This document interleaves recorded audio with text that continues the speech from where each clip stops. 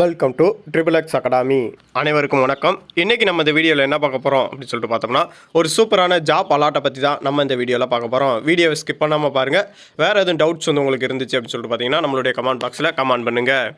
இப்போ தான் நம்மளுடைய சேனலுக்கு நீங்கள் புதுசாக வந்திருக்கீங்க அப்படின்னு சொல்லிட்டு பார்த்தீங்கன்னா, நம்மளுடைய சேனலுடைய பிளேலிஸ்ட்டில் ஜாப் அலாட் அப்படிங்கிற ஒரு பிளேலிஸ்ட் இருக்கும்.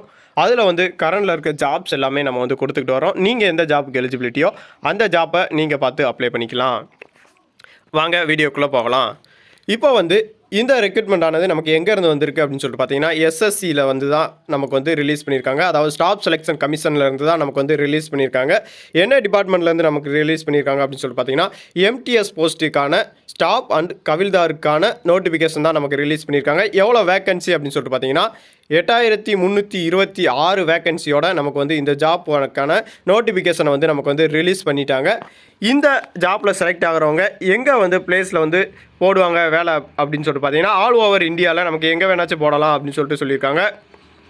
இந்த எக்ஸாமுக்கு வந்து நீங்கள் குவாலிஃபைடாக இருந்தீங்க அப்படின்னு சொல்லிட்டு பார்த்தீங்கன்னா, என்னையிலேருந்து என்னைக்கு வரைக்கும் நீங்கள் அப்ளை பண்ணலாம் அப்படின்னு சொல்லிட்டு பார்த்தீங்கன்னா, 27/6/2024 31/7/2024 வரை நம்ம வந்து இந்த எக்ஸாமுக்கு வந்து அப்ளை பண்ணலாம் அப்படின்னு சொல்லிட்டு சொல்லியிருக்காங்க. ஆஃப்லைனில் மட்டும்தான் அப்ளை பண்ண முடியும் அப்படின்னு சொல்லிட்டு பார்த்தீங்கன்னா, ஆஃப்லைனில் நம்மளால் அப்ளை பண்ண முடியாது. ஆன்லைனில் மட்டும்தான் நம்மளால் அப்ளை பண்ண முடியும். ஆன்லைனுக்கான வெப்சைட் வந்து நியூ வெப்சைட்டு எஸ்எஸ்சி வெளியிட்டிருக்கிற நியூ வெப்சைட்டில் தான் நம்ம அப்ளை பண்ணணும்.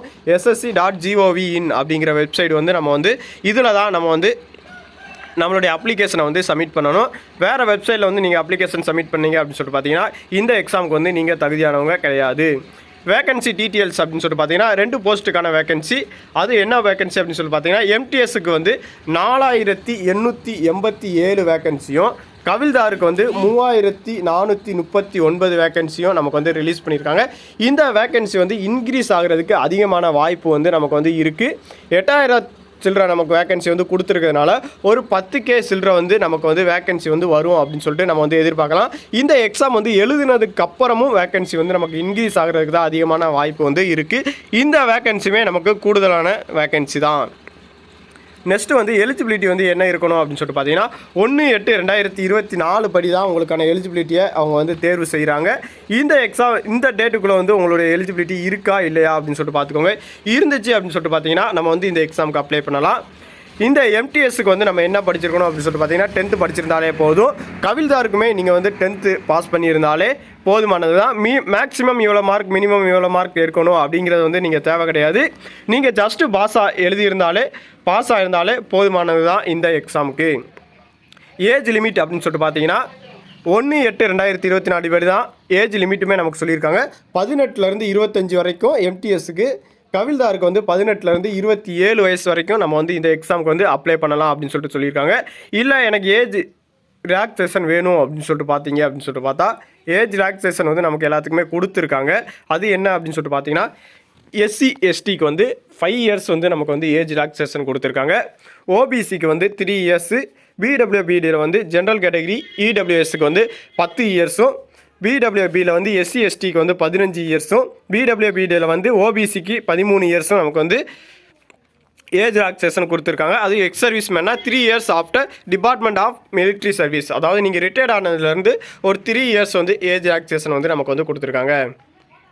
சேலரி டீட்டெயில்ஸ் அப்படின்னு சொல்லிட்டு பார்த்தோம்னா, எம்டிஎஸ்க்கான சேலரி வந்து உங்களுக்கு வந்து 7th லெவல் கம்யூனிகேஷன், அதாவது 25 ரூபாய்க்கு உங்களுக்கு மேலே தான் உங்களுக்கு வந்து சேலரி வந்து கண்டிப்பான முறையில் இருக்கும். 2 எக்ஸாமுக்குமே 25 ரூபாய்க்கு மேலே தான் உங்களுக்கான சேலரி வந்து ஃபஸ்ட் மாத சேலரி இருக்கும். ப்ளஸ் அலௌன்ஸ்மெண்ட்டோட உங்களுக்கு வந்து கொடுப்பாங்க. அதை நீங்கள் தெரிஞ்சு வச்சுக்கோங்க. அலௌன்ஸ்மெண்ட்டுமே உங்களுக்கு எப்படியும் ஒரு 3 ரூபாய்க்கிட்ட வந்து உங்களுக்கு வந்து அலௌன்ஸ்மெண்ட் வந்து வரும். அதாவது நீங்கள் எங்கே வேலை பார்க்குறீங்க அப்படிங்கிறத பொறுத்து வந்து உங்களுக்கு அலௌன்ஸ்மெண்ட் வந்து ரிலீஸ் பண்ணுவாங்க. செலெக்ஷன் ப்ராசஸ் என்னென்ன அப்படின்னு சொல்லிட்டு பார்த்தோம்னா, எம்டிஎஸ்க்கு வந்து ஃபஸ்ட்டு வந்து கம்ப்யூட்டர் பாஸ்ட் எக்ஸாமினேஷன், நெக்ஸ்ட்டு வந்து சர்டிஃபிகேட் வெரிஃபிகேஷன். இந்த 2 தான் எம்டிஎஸ்க்கு வந்து நடைபெறுகிறது. அதுவே நீங்கள் எம்டிஎஸ்ல வந்து கவில்தாருக்கு வந்து அப்ளை பண்ணியிருந்தீங்க அப்படின்னு சொல்லிட்டு பார்த்தீங்கன்னா, கம்ப்யூட்டர் பாஸ்ட் எக்ஸாமினேஷன், நெக்ஸ்ட்டு வந்து ஃபிசிக்கல் எலிஜிபிலிட்டி டெஸ்ட், அடுத்து வந்து ஃபிசிக்கல் ஸ்டாண்டர்ட் டெஸ்ட், நெக்ஸ்ட்டு வந்து உங்களுக்கு சர்டிஃபிகேட் வெரிஃபிகேஷன். இந்த 4 அடிப்படையில் தான் கவில்தாருக்கு வந்து உங்களுக்கான செலெக்ஷன் ப்ராசஸ் வந்து நடக்குது. இதை பற்றின A to Z இன்ஃபர்மேஷன் வந்து நம்ம ஏற்கனவே வீடியோவில் வந்து போட்டிருக்கோம். அதை நீங்கள் பார்க்கல அப்படின்னு சொல்லிட்டு பார்த்தீங்கன்னா, நீங்கள் அதை தெரிஞ்சு வச்சுக்கோங்க. நம்ம வந்து PET டெஸ்ட் எப்படி இருக்கும், PST டெஸ்ட் வந்து நமக்கு எப்படி இருக்கும், எலிஜிபிலிட்டி என்ன இருக்கணும் அப்படிங்கிறத வந்து நம்ம வந்து ஏற்கனவே போட்டிருக்கோம். அதை நீங்கள் தெரிஞ்சுக்கோங்க.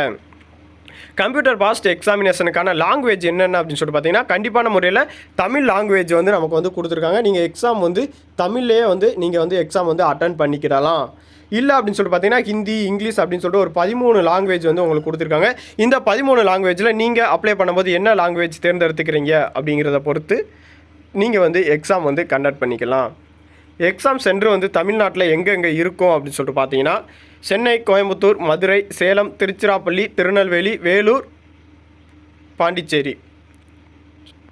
நெக்ஸ்ட்டு வந்து எக்ஸாமுக்கான சிலபஸ் பேட்டர்னு, மாடல் கொஸ்டின்ஸ் வந்து நம்ம ஏற்கனவே உங்களுக்கு வந்து கொடுத்துருக்கோம். அதை நீங்கள் செக் பண்ணி பார்த்துக்கோங்க. நீங்கள் வந்து இங்கிலீஷில் அப்ளை பண்ணிவிட்டு எக்ஸாம் லாங்குவேஜ் தமிழில் எழுத முடியுமா அப்படின்னு சொல்லிட்டு பார்த்தீங்கன்னா கண்டிப்பான முறையில் எழுத முடியும். ஆனால் நீங்கள் வந்து தமிழில் எழுத முடியாது. நீங்கள் தமிழில் அப்ளை பண்ணிவிட்டு இங்கிலீஷ்க்கு மாற்றணும் அப்படின்னு சொல்லிட்டு பார்த்தீங்கன்னா கண்டிப்பான முறையில் ஃபஸ்ட்டு வந்து எஸ்எஸ்சியில் வந்து நீங்கள் மாற்றலாம் அப்படிங்கிறது வந்து நமக்கு வந்து கொடுத்துருந்தாங்க. இந்த எக்ஸாமில் வந்து மாற்றலாம், அதே சிஸ்டம் தான் நமக்கு வந்து கொண்டு வந்திருப்பாங்க. நெக்ஸ்ட்டு வந்து அப்ளிகேஷன் ஃபீஸ் அப்படின்னு சொல்லிட்டு பார்த்தீங்கன்னா எஸ்சி, எஸ்டி, எக்ஸ் சர்வீஸ்மேன், பிடபிள்யூடிக்கு வந்து அப்ளிகேஷன் ஃபீஸ் வந்து கிடையாது. அதர் கேட்டகரி, அதாவது நீங்கள் ஓபிசியில் அப்ளை பண்ணீங்க அப்படின்னு சொல்லிட்டு பார்த்தீங்கன்னா யூஆரில் அப்ளை பண்ணீங்க அப்படின்னு சொல்லிட்டு பார்த்தீங்கன்னா 100 ரூபா பே பண்ணுறாப்பில் இருக்கும். அதுவுமே ஆன்லைனில் தான் நீங்கள் பே பண்ணணும். அது வந்து நீங்கள் யூஸ் பண்ணுற யூபிஐ, அதாவது ஜிபே கியூஆர் கோட் ஸ்கேன் பண்ணியே நீங்கள் வந்து இந்த அமௌண்ட்டை வந்து நீங்கள் பே பண்ணிக்கலாம்.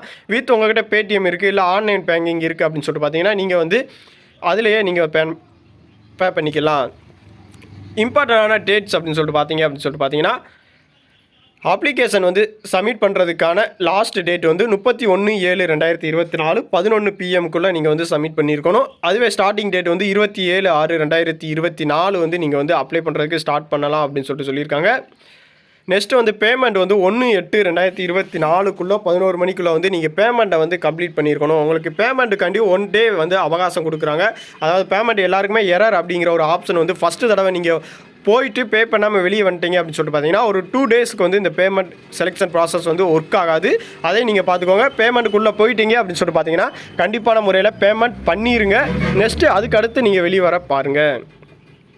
எக்ஸாமினேஷன் எப்போ வரும் அப்படின்னு சொல்லிட்டு பார்த்தீங்கன்னா அக்டோபர், நவம்பரில் வந்து எக்ஸாமினேஷன் வந்து நமக்கு வந்து ரிலீஸ் பண்ணுவாங்க அப்படின்னு சொல்லியிருக்காங்க. இந்த ஜாப்பை பற்றின வேறு எதுவும் டவுட்ஸ் வந்து உங்களுக்கு இருக்குது அப்படின்னு சொல்லிட்டு பார்த்தீங்கன்னா நம்மளுடைய கமெண்ட் பாக்ஸில் கமெண்ட் பண்ணிடுங்க. இப்போ வந்து நம்ம கரண்டில் இருக்க ஜாப்ஸ் எல்லாமே நம்ம வந்து கொடுத்துக்கிட்டு தான் வரோம். நீங்கள் எந்த ஜாப்புக்கு வந்து வெயிட் பண்ணிக்கிட்டு இருக்கீங்க அப்படிங்கிறத வந்து நம்மளுடைய கமெண்ட் பாக்ஸில் கமெண்ட் பண்ணுங்கள். எப்போ வரும் அப்படிங்கிற டீட்டெயில்ஸும் நம்ம வந்து நெக்ஸ்ட் வீடியோவில் போடுவோம். நன்றி, வணக்கம்.